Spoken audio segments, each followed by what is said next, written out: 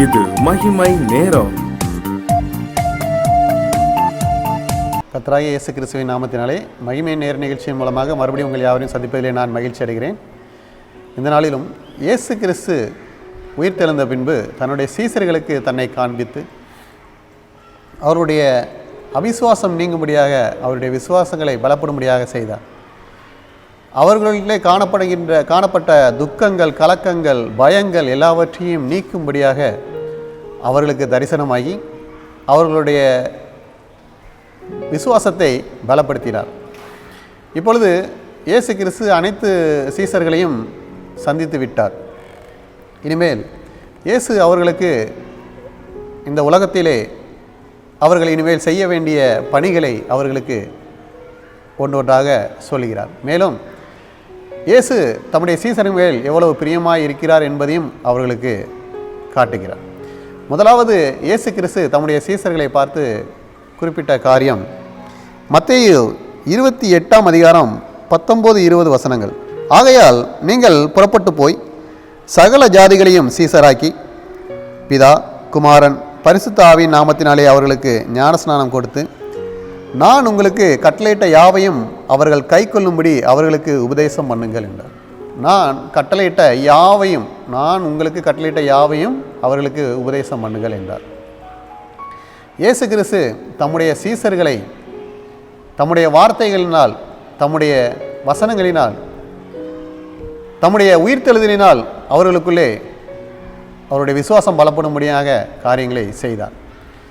இயேசுவின் சுவிசேஷகம், மேலும் இயேசுவின் சுவிசேஷகத்தின் மூலமாக இயேசுவின் வாழ்க்கை நாம் எப்படி வாழ வேண்டும் என்பதை சீசர்கள் புரிந்து கொண்டார்கள்.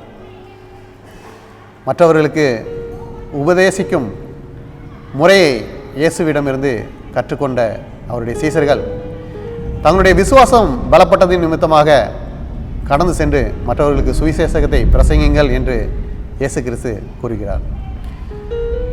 உங்களுக்கு கொடுத்த அத்தனை கட்டளைகளும் அவர்கள் கை கொள்ளும்படி அவர்களுக்கு உபதேசம் பண்ணுங்கள், என்னுடைய கற்பனையையும் கட்டளையும் அவர்களுக்கு போதியுங்கள் என்கிறார்.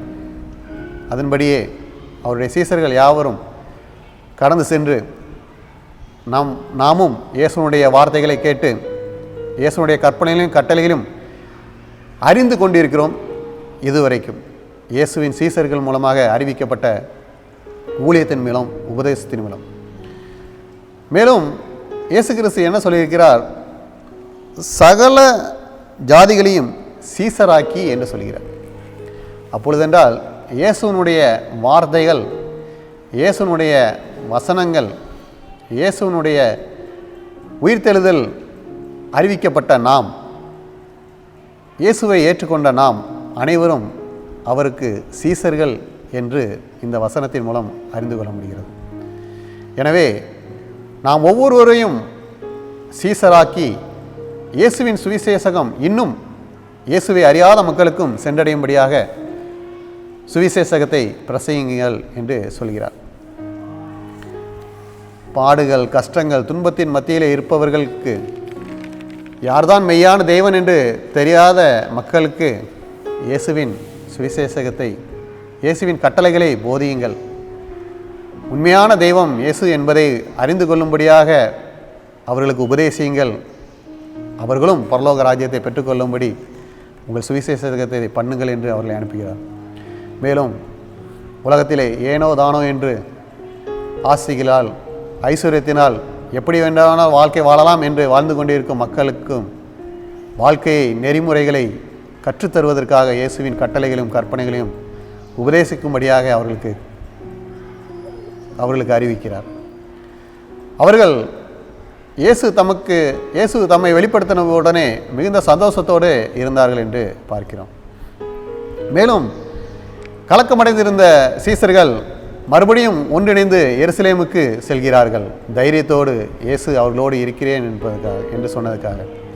அப்படிப்பட்ட தைரியம் வர்றதுக்கான காரணம் என்ன என்று பார்த்தோமானால், இயேசு கிறிஸ்து சொல்லியிருக்கிறார் மத்தேயு 28ஆம் அதிகாரம் 20ஆம் வசனத்திலே, இதோ உலகத்தின் முடிவு பரியந்தம் சகல நாட்களிலும் நான் உங்களுடனே கூட இருக்கிறேன் என்கிறார். நீங்கள் கடந்து சென்று சுவிசேஷத்தை பிரசையுங்கள். உலகத்தின் முடிவு பரியந்தம் சகல நாட்களிலும் நான் உங்களுடனே இருக்கிறேன் என்கிறார். நான் உங்களோடு கூட வருகிறேன், நான் உங்களோட இருக்கிறேன் என்று அவர்களுக்கு வாக்கு கொடுக்கிறார். அவர்களுடைய விசுவாசத்தை பலப்படுத்தினார். மேலும் தான் அவர்களோடு எப்பொழுதும் இருக்கிறேன் என்று கூறுகிறார். இருப்பேன் என்று அல்ல, இருக்கிறேன் என்று. நான் இப்பொழுதே இந்த மணித்துளிலே ஒவ்வொரு மணித்துளியிலும் நான் உங்களோடே இருக்கிறேன் என்று அவர்களுக்கு அவருடைய விசுவாசத்தை பலப்படுத்த செய்கிறார். எனவே அவர்கள் தைரியத்தோடு அவர்கள் தங்கள் சுவிசேஷ பணியை செய்யும்படி செல்கிறார்கள். எங்கே பயந்திருந்தார்களோ அந்த இடத்திலே இயேசு தைரியத்தை கொடுத்து அவருடைய சுவிசேஷ பணியை ஆரம்பித்து வைக்கிறார். மேலும் அவருடைய சீசர்களை பார்த்து அவர் சொல்கிறார், இயேசு அவருடைய சீசர்களை ஆசீர்வதித்தார் என்று லூக்கா 24ஆம் அதிகாரம் 51ஆம் வசனத்திலே நாம் வாசிக்கிறோம். இயேசு சீசர்களோடு இருப்பேன் என்று சொல்லி சீசர்களை ஆசீர்வதிக்கிறார். எனவே சீசர்கள் உலகமெங்கும் போய் சுவிசேஷத்தை பிரசங்கிக்கிறார்கள். இயேசு தமக்கு கொடுத்த பொறுப்பை உணர்ந்து கொண்டு அவர்கள் சந்தோஷத்தோடு சென்று உலகமெங்கும் சுவிசேஷத்தை பிரசங்கிக்கிறார்கள். இயேசுவின் சுவிசேஷத்தின் மூலமாக நாம் அவர்களுடனே இயேசுவை அறிந்து கொண்டு நாம் இன்றைக்கு இயேசுவை தியானித்து இயேசுவோடு வாழ்ந்து கொண்டு இருக்கிறோம். நமக்கு கட்டளையும் கற்பனையும் நமக்கு சொல்லப்படவில்லை என்றால் நாம் எப்படி இருந்திருப்போம்? நம்மை அடிமைப்படுத்தி வைத்திருப்பார்கள்.